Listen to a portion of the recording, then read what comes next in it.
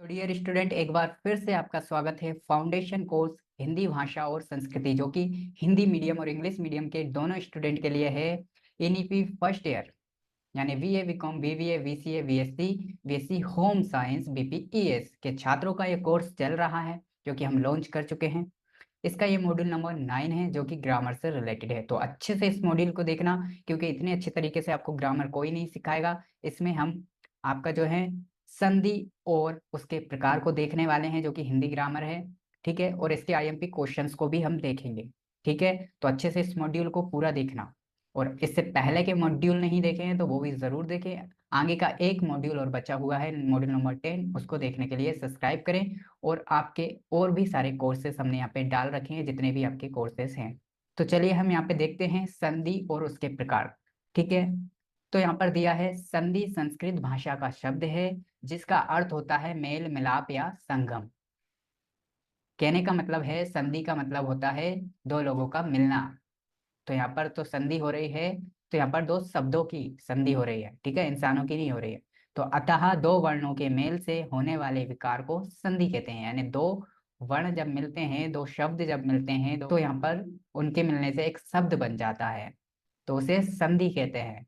और इसके विपरीत संधि के नियम द्वारा मिले हुए वर्णों को पुनः पूर्व अवस्था में ले जाने के लिए संधि विच्छेद या संधि छेद कहते हैं।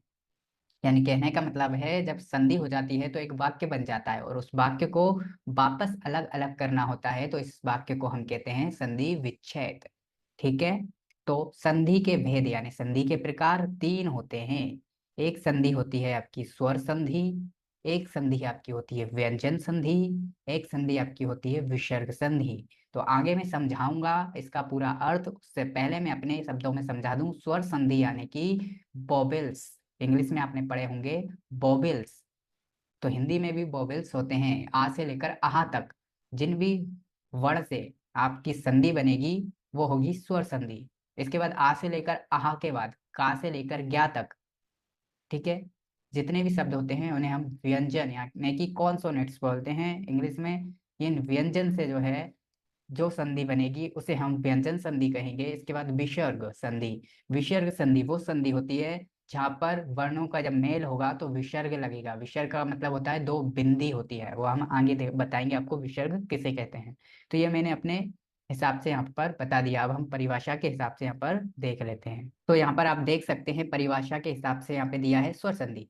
तो दिया है दो स्वर के मेल से, दो स्वर के मेल से उत्पन्न विकार अथवा रूप परिवर्तन को स्वर संधि कहते हैं। देखिए कि मैंने अभी बताया था, दो स्वर जब मिलेंगे यानी बॉबल्स के मिलने से जो शब्द बनेगा उसे हम जो संधि कहेंगे वो स्वर संधि कहेंगे। बॉबल्स यानी कि स्वर यानी कि आ से लेकर आह तक।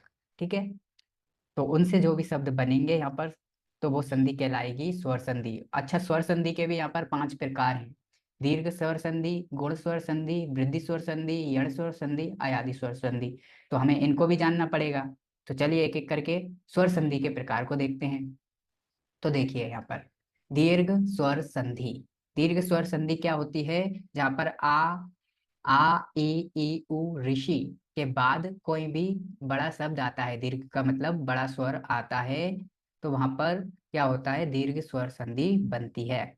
जैसे कि यहाँ पे लिखा है स्व प्लस अधीन, तो हम इसको तेजी से बोलेंगे स्वाधीन। यानी दीर्घ स्वर आ रहा है, यहाँ पे क्या आ रहा है? दीर्घ स्वर। किसके बाद आ रहा है? आ ई उ और ऋषि के बाद। तो यहाँ पर लिखा है स्वर, सॉरी, स्व प्लस अधीन, तो हम तेजी से बोलेंगे स्वाधीन। ठीक है, ऐसे ही यहाँ पर है पीत प्लस अंबर, तो हम तेजी से बोलते हैं ना पीतांबर। तो ये यहाँ पर दिया है हिम प्लस आले, हिमालय। ठीक है, हम ऐसे बोलेंगे। तो आपको दीर्घ संधि समझ में आया होगा। ठीक है, आगे चलते हैं।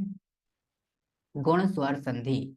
तो गुण स्वर संधि में क्या होता है? आ और आ के बाद ई आए तो ए, आ आ के बाद उ ए तो ओ, और आ के बाद ऋषि आए तो अर हो जाता है।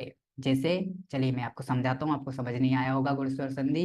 ठीक है, गुण स्वर संधि होता है कि यहाँ पर राज प्लस इंद्र राजेंद्र हो गया, देव प्लस इंद्र देवेंद्र हो गया। गुण स्वर संधि का सीधा सा मतलब है कि कोई भी किसी भी प्रकार का गुण होता है, उस प्रकार के नाम प्लस होते हैं यहाँ पे, तो वो गुण स्वर संधि होता है। ठीक है, गुण स्वर संधि। गुण स्वर संधि क्या है? यदि आ के बाद ई आए तो ए, आ के बाद उ आए तो, और ओ के, ओ और आ के बाद ऋषि आए तो इसका मतलब क्या हो जाता है? अर हो जाता है। ठीक है, सीधी सी बात है। इसके बाद ये आएगा, इसके बाद ये आएगा और इसके बाद ये आएगा, तो इसका जो मतलब निकलेगा वो अर हो जाएगा। जैसे कि राज प्लस इंद्र राजेंद्र, गज प्लस इंद्र गजेंद्र। गुण स्वर संधि आपको ऐसे पहचानना है जहां भी किसी का गुण नजर आता है। तो यहाँ पर राजेंद्र, देवेंद्र, ये किसी इंसान का नाम है, गुण नजर यहाँ पे आ रहा है। और यहाँ पर क्या है? आ के बाद ई आए, या फिर ए के बाद आ आए, आ के बाद उ आए, तो जो स्वर निकलेगा वो क्या स्वर निकलेगा? अर। देखिए यहाँ पे लिखा है देव प्लस इंद्र, तो स्वर क्या निकल रहा है? देवेंद्र। यहाँ पर क्या हो गया? द्र। द्र यानी यहाँ पर ऋषि। ठीक है, राजेंद्र। इसके बाद आगे चलते हैं। इसका अर्थ आपको समझ आया होगा, बाकी इसके अर्थ को इतना समझने की जरूरत नहीं है, ऑब्जेक्टिव आने वाले हैं, अर्थ में अर्थ नहीं पूछेंगे। पर इसलिए बता रहा हूँ, अंदर से बन के आ जाए तो आप कैसे पहचानोगे। इसके बाद है यहाँ पर वृद्धि संधि। ठीक है, वृद्धि संधि। तो यहाँ पे दिया है आ अथवा आ के बाद यदि ए अथवा ए हो, समझ रहे हो? आके और आके बाद ए और अ हो, तो दोनों को मिलाकर जो बनेगा वो अय बनेगा। ठीक है, जैसे कि एक और एक। ठीक है, क्या है? यहाँ भी ए है और यहाँ भी ए है, दोनों ए और ए को मिला के यहाँ पे बन गया अय, एक। ठीक है, तो एक प्लस एक क्या हो गया? एक एक। सदा प्लस एव क्या हो गया? सदैव। लोक प्लस एषण क्या हो गया? लोकेशण। यानी यहाँ पे सीधा सा क्या दिया है कि आ को मिलाओगे तब भी आई की मात्रा बनेगी। ठीक है, और ए के बनाओगे तब भी आई की मात्रा बनेगी। ठीक है, और यहाँ पर जल प्लस अधो को मिलाओगे तब भी क्या? डबल मात्राएं हो जाएंगी। ठीक है, तो ये है आपकी वृद्धि संधि। मैं पहले ही बता चुका हूँ, इनके अर्थ का कोई मतलब नहीं है, वो तो अंदर से बनकर आएगा, तो आपको कैसे शब्दों को पहचानना है, इसलिए मैं अर्थ बता रहा हूँ। आगे चलते हैं। यहाँ पर है यण स्वर संधि। ये भी स्वर संधि का एक प्रकार है, चौथा यण स्वर संधि। तो यहाँ पे क्या दिया है आपका? जब हास्य अथवा दीर्घ ई उ अथवा ऋषि से परे विजातीय स्वर आता है तो ई का, उ का, व ऋषि का रा हो जाता है। सीधी सी बात है, ई उ ऋषि कुछ भी आए तो उसका स्वर जो होता है रा हो जाता है। तो यहाँ पे आप देख सकते हो यदि प्लस अपि तो क्या हो गया? यद्यपि। ठीक है, अति प्लस अधिक क्या हो गया? अत्यधिक। गति प्लस अवरोध क्या हो गया? गत्यवरोध। अभि प्लस अंतर अभ्यांतर। ठीक है, तो इस प्रकार से यहाँ संधि होती है। अयादि स्वर संधि। अयादि स्वर संधि क्या होती है? दिया है यदि ए ऐ ओ औ के बाद कोई विजातीय स्वर आए तो निम्न प्रकार का परिवर्तन होते हैं। ठीक है, तो यहाँ पे आप देख सकते हो, यहाँ पे दिया है नैन, तो ने अयन, इसको विच्छेद करेंगे हम तो ने अयन से नैन बनेगा, से अन से सयन बनेगा। कुछ समझ पा रहे हो? यहाँ पर कहा गया है कि विजातीय स्वर आता है तो निम्न प्रकार के परिवर्तन होते हैं। ठीक है, यानी कि ने प्लस अन बन जाएगा तो न्यायन हो जाएगा। यानी देखिए आपको कैसा स्वर आ रहा है, ए और आ के मिलने से हम कैसा स्वर आता है? ए, ऐसा स्वर आता है ना, या यानी या का स्वर आ रहा है, तो यहाँ पर ने प्लस अन मिलेगा तो नैन बन जाएगा। ठीक है, यहाँ पर देखिए ए और आ मिलेगा तो कौन सा स्वर बनता है? आए। तो यहाँ पर देखिए ने अक को मिलाएगा तो क्या हो जाएगा? नायक। ठीक है, इसके बाद ऐसे ही आ मिलेगा तो जब हम इसको प्लस करते हैं तो अब बनता है। ठीक है, तो पो प्लस अन को क्या हो जाएगा? पवन। तो ये आपकी अयादी संधि थी। ठीक है, इसके बाद व्यंजन संधि। तो व्यंजन संधि क्या होती है? मैंने आपको पहले एक बार अर्थ तो बता ही दिया था शुरू में। तो व्यंजन संधि होती है व्यंजन वर्ण के आगे स्वर या व्यंजन आने से व्यंजन में जो विकार आ जाता है उसे व्यंजन संधि कहते हैं। मैंने पहले ही कहा था, आ से लेकर आहा तक स्वर होते हैं, इसके बाद आ से आहा के बाद जो शब्द आते हैं वो सब व्यंजन होते हैं, तो उनसे जो शब्द बनेगा वो क्या हो जाएगा? वो व्यंजन संधि में हो जाएगा। ठीक है, तो यहाँ पर है दिक प्लस गज मिलकर के बन गया है दिग्गज। ठीक है, बाघ प्लस ईज मिलकर बन गया है बागीस। सत प्लस बाणी मिलकर के बन गया है सतबाणी। ठीक है, इसके बाद हम आगे चलते हैं। यहाँ पर आ गया विसर्ग संधि। ठीक है, अभी मैंने आपको बताया था कि विसर्ग संधि क्या होती है, जिसमें विच्छेद करने पर विसर्ग लग जाता है। तो यहाँ पे देखो विसर्ग ये होता है, दो तरीके की बिंदी होती है जो हमारे कीवर्ड्स में भी दी जाती है मोबाइल के। तो ये क्या है, दो तरीके की बिंदी, इसको हिंदी में विसर्ग बोलते हैं। तो जब कोई शब्द बनता है संधि करके और जब उसे हम विच्छेद करते हैं तो वहां पर विग्रह लग जाता है, विसर्ग लग जाता है, सॉरी विसर्ग लग जाता है। देखिए यहाँ पर ये लिखा है आधा प्लस गति, तो अधोगति हो जाएगा। तो इस प्रकार से जब इस शब्द को अधोगति को या मनोज को हम विच्छेद करेंगे तो मना ज हो जाएगा। यानी जो विसर्ग है इसको जब हम जोड़ करके शब्द बनाते हैं ना तो ओ की मात्रा लग जाती है। ठीक है, देखिए मैं समझाता हूँ आपको। यशः प्लस दा लिखा है, तो विसर्ग संधि में क्या होता है, यशा प्लस दा जुड़ेगा तो ओ की मात्रा हो जाएगा, ये विसर्ग यशोदा बन जाएगा। ठीक है, अब आगे आ चुके हैं इन सारी संधियों के क्या आ चुके हैं, वस्तुनिष्ठ प्रश्न यानी ऑब्जेक्टिव प्रश्न आ चुके हैं। इनको अच्छे से देखना, अभी तक मैंने आपको संधि का अर्थ समझा दिया, अब यहाँ पर आपका एग्जाम देने का टाइम आ चुका है। चलिए, ये आईएमपी क्वेश्चंस है, यही आपके पेपर में आएंगे, इसके बाहर एक भी नहीं आएगा। ठीक है, दुर्बल में संधि विच्छेद कीजिए। तो दुर्बल को हम जब संधि विच्छेद करेंगे तो क्या होगा, मैंने अभी आपको सिखाया है, दुहु प्लस वल।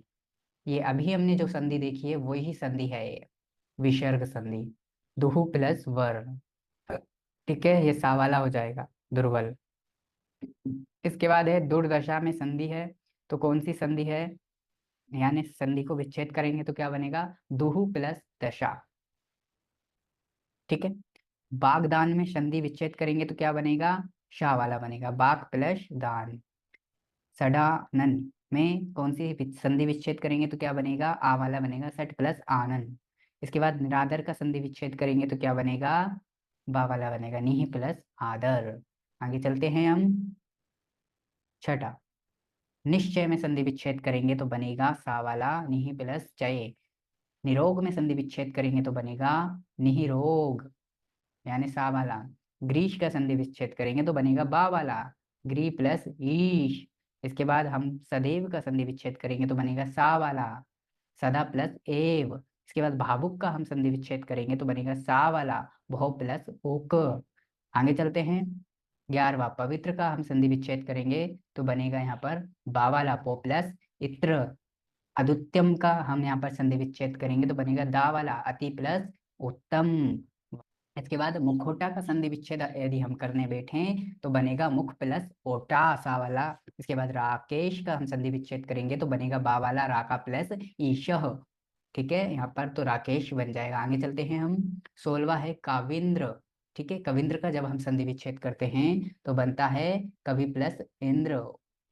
उद्गार का हम संधि विच्छेद करेंगे तो बनेगा उत प्लस गार। महेश्वर का जब हम संधि विच्छेद करेंगे तो बनेगा महा प्लस ईश्वर, वा वाला। इसके बाद सदा भावना, सद्भावना का हम संधि विच्छेद करेंगे तो बनेगा बा वाला, सत प्लस भावना। इसके बाद उज्ज्वल का जब हम संधि विच्छेद करेंगे तो बनेगा उत प्लस ज्वल, तो मिल करके उज्ज्वल। ठीक है, आगे चलते हैं। 21वां, भास्कर का संधि विच्छेद करने पे बनेगा भा प्लस कर, भास्कर। चयन का संधि विच्छेद करने पे बनेगा चे प्लस अन, चयन। ठीक है, इसके बाद मनुष्वर का संधि विच्छेद करने पे बनेगा यहाँ पर आ वाला, मनु प्लस ईश्वर। शयाक का संधि विच्छेद करने पे बनेगा बा वाला, से प्लस अक। इसके बाद प्रत्येक में संधि विच्छेद है तो प्रत्येक का संधि विच्छेद क्या हो जाएगा, सा वाला हो जाएगा, प्रति प्लस एक। इसके बाद है तथैव का संधि विच्छेद क्या हो जाएगा, तथा प्लस एव, आ वाला। इसके बाद सर्वोत्तम में संधि विच्छेद हम करेंगे तो सर्व प्लस उत्तम, आ वाला हो जाएगा। लंबोदर यानी कि गणेश का जब हम संधि विच्छेद करेंगे तो दा वाला बन जाएगा, लंबा प्लस उदर, यानी जिसका लंबा उदर हो। ठीक है, इसके बाद अत्यंत में संधि विच्छेद करने पर बन जाएगा अति प्लस अंत, तो अत्यंत हो जाएगा। इसके बाद यहाँ पर है उपयुक्त में संधि विच्छेद है, तो इसमें बताया गया है कि उपयुक्त में संधि विच्छेद कैसे होगा, तो होगा सा वाला, ऊपरी प्लस उक्त, तो ये हो जाएगा उपयुक्त। आगे चलते हैं हम 31वां, निर्धन शब्द में कौन सी संधि है। अब पूछने लगे हैं यहाँ पे, संधि पूछने लगे हैं, इसलिए मैंने आपको पूरे अर्थ बताए हैं संधि के। तो यहाँ पर पूछ रहे हैं निर्धन में कौन सी संधि है, तो मैंने आपको बताया था कि जब हम निर्धन को संधि विच्छेद करेंगे तो ये बनेगा निहि प्लस धन, तो निर्धन हो जाएगा, तो विग्रह संधि है, यहाँ पर विग्रह लग जाएगा, तो विग्रह वाला यहाँ पर हो जाएगा आ वाला। इसके बाद नमस्ते, नमस्ते में जो संधि है वो क्या है, क्या है, कौन सी संधि है पूछा है, तो इसमें जो है सा वाली है, यानी विच्छेद पूछ लिया है यहाँ पे इन्होंने। तो ये हो जाएगा नमा प्लस ते, तो ये हो जाएगा नमस्ते। और रमेश शब्द में कौन सी संधि है, तो यहाँ पर बा वाला हो जाएगा रमा प्लस ईश। इसके बाद अग्र में कौन सी संधि है और समास भी, संधि और समास दोनों पूछा है, तो इसका बा वाला सही हो जाएगा पंचानन। ठीक है। इसके बाद है नीलांब शब्द का संधि विच्छेद करें, तो नीलांबर का, सॉरी नीलांब का यहाँ पर संधि विच्छेद जो होगा वो होगा बा वाला, निहि प्लस आलंब। इसके बाद आगे चलते हैं, 36वां है अग्रलिखित में से काव्योमिक शब्द का कौन सा संधि विग्रह ठीक है। अब यहाँ पर उल्टा सीधा दे दिया है, तो कौन सा सही है, सा वाला सही है, काव्य प्लस उर्मी। ठीक है। इसके बाद है सजीव का संधि विच्छेद, सजीव का संधि विच्छेद कौन सा है, बा वाला है, सम प्लस जीव। ठीक है, बा वाला। इसके बाद इसमें कौन सा स्वर संधि का उदाहरण है, लो मैंने इसलिए आपको पूरा समझा दिया है संधि का अर्थ। अब यहाँ पे वो पूछने लगे हैं स्वर संधि का उदाहरण कौन सा है इसमें से, तो आ वाला है पवन। ठीक है, क्योंकि इसमें स्वर आ रहा है। ठीक है। इसके बाद है यहाँ पर महेश्वर शब्द का शुद्ध संधि रूप कौन सा है, महेश्वर का सही संधि रूप बताना है, तो कौन सा है, सा वाला है, महा प्लस ईश्वर। इसके बाद निकटवर्ती दो वर्णों के मेल से जो विकार उत्पन्न होता है उसे क्या कहते हैं, बताइए क्या कहते हैं, संधि पढ़ रहे हैं ना, तो संधि कहेंगे। ठीक है, तो बा वाला सही है। आगे चलते हैं 41, सदैव शब्द कौन सी संधि है, बताइए आप कौन सी संधि है, संधि है यहाँ पे वृद्धि संधि है। ठीक है। इसके बाद है अतः राष्ट्र प्लस राष्ट्रीय शब्द में संधि निर्देश कीजिए, यानी कौन सी संधि है, तो बा वाला है विसर्ग संधि है, क्योंकि यहाँ पर विसर्ग लगे हैं, अलग ही दिख रहे हैं, विसर्ग लगे हुए हैं, तो विसर्ग संधि है। विसर्ग संबंधी अशुद्धि को ध्यान में रखते हुए शुद्ध शब्द को समझाइए, आप शुद्ध शब्द बताना है यहाँ पर। ठीक है, तो बा वाला हो जाएगा यहाँ पर अधा प्लस पतन, तो इससे क्या बनेगा अधो पतन। ठीक है। इसके बाद है निकटपट शब्द का संधि विच्छेद चुनिए, तो इसका सही संधि विच्छेद हमको बताना है, निष्कपट का सही कौन सा वाला होगा, ये वाला होगा, निहि प्लस कपट, कौन सी संधि है, विसर्ग संधि। ग्रांकित में से कौन सा उदाहरण या आयादी संधि, गंगोदक। ठीक है, सा वाला। आगे चलते हैं, 46वां है सन्मति शब्द का शुद्ध संधि क्या होगा, बताइए शुद्ध संधि कौन सा है, इसमें से कौन सा सही संधि है, सा वाला होगा सत प्लस मति, ये हो गया सन्मति। इसके बाद है निश्चल, निश्चल का क्या है शुद्ध संधि विच्छेद क्या हो सकता है, आ वाला होगा, निहि प्लस चल, यानी विसर्ग संधि है ये, तो ये आ वाला होगा। इसके बाद है अग्रांकित शब्द में कौन सा स्वर संधि है, तो कौन सा है, और भैया आ वाला है यहाँ पर मनबंतर। ठीक है।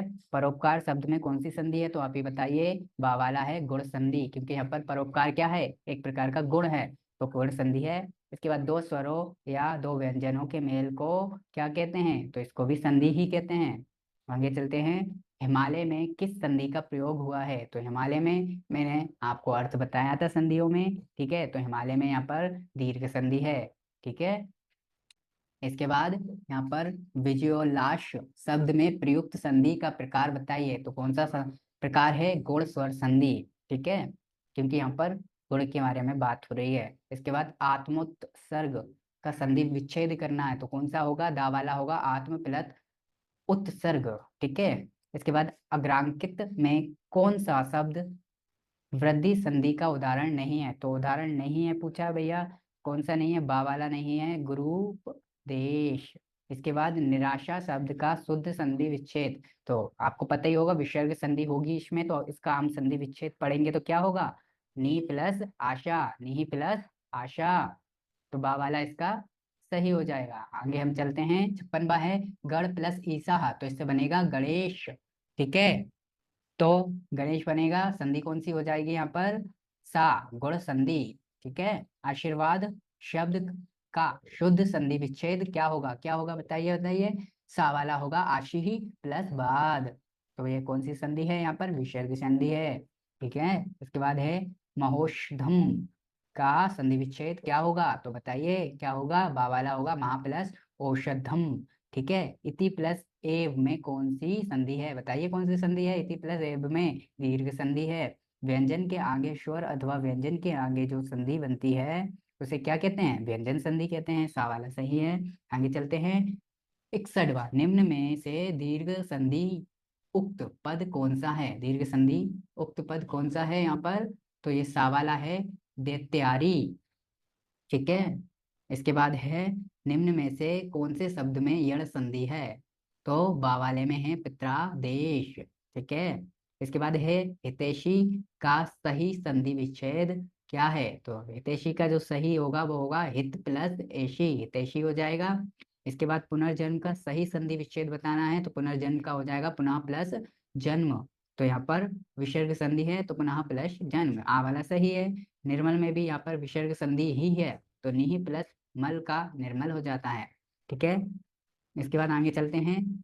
66वां है, मुनीश में कौन सी संधि है? तो अलग ही समझ में आ रहा है, यहाँ पर तेजी से स्वर निकलता है मुनीश, तो क्या है? दीर्घ संधि है। यहाँ पर ऊंचा स्वर आ रहा है। देवी ऐश्वर्य किसका संधि विच्छेद है? तो बा वाले का है, देवेश्वर। ठीक है, भो उक किसका संधि विच्छेद है?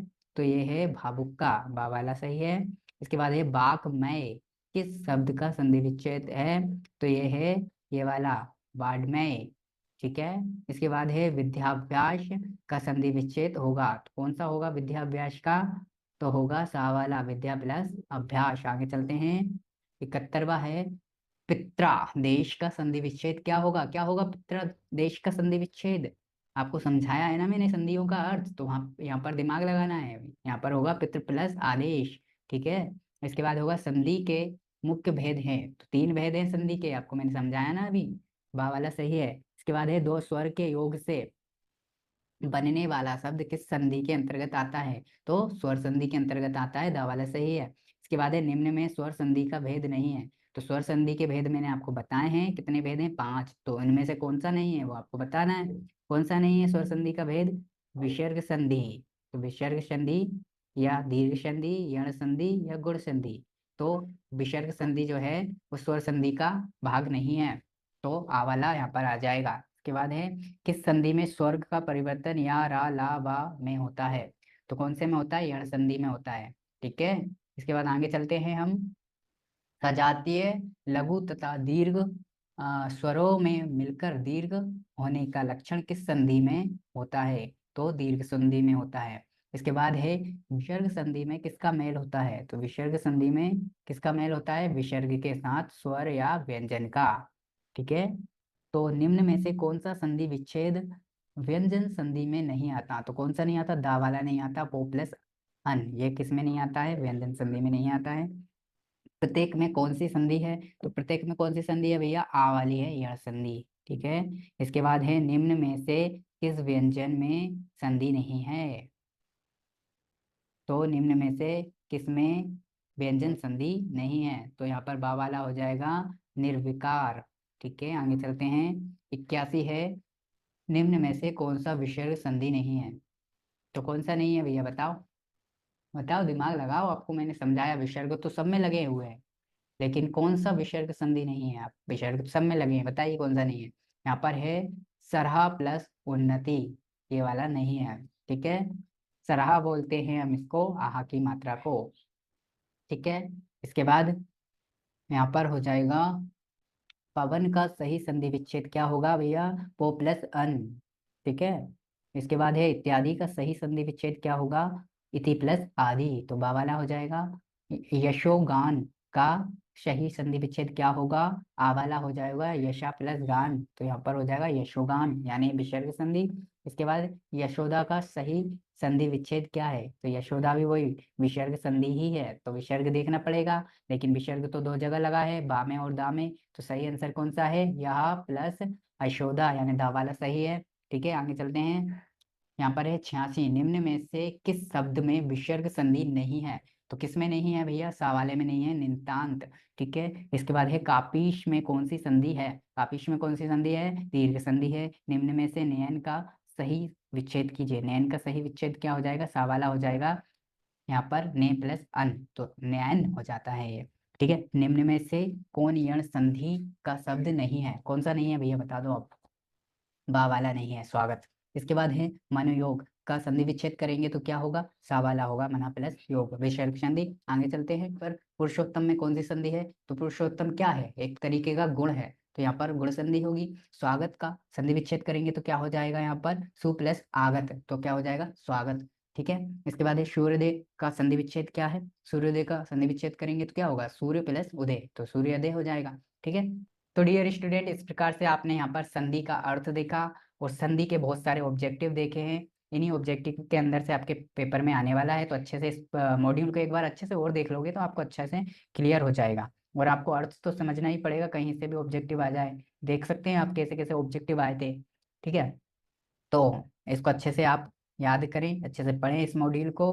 ठीक है, इसके बाद लास्ट मॉड्यूल और है, उसे और देख लीजिएगा, मॉड्यूल नंबर 10। और इससे पहले के मॉड्यूल नहीं देखे हैं तो वो भी जरूर देखें। बाकी इस पूरे मॉड्यूल को देखने के लिए आपका बहुत बहुत धन्यवाद।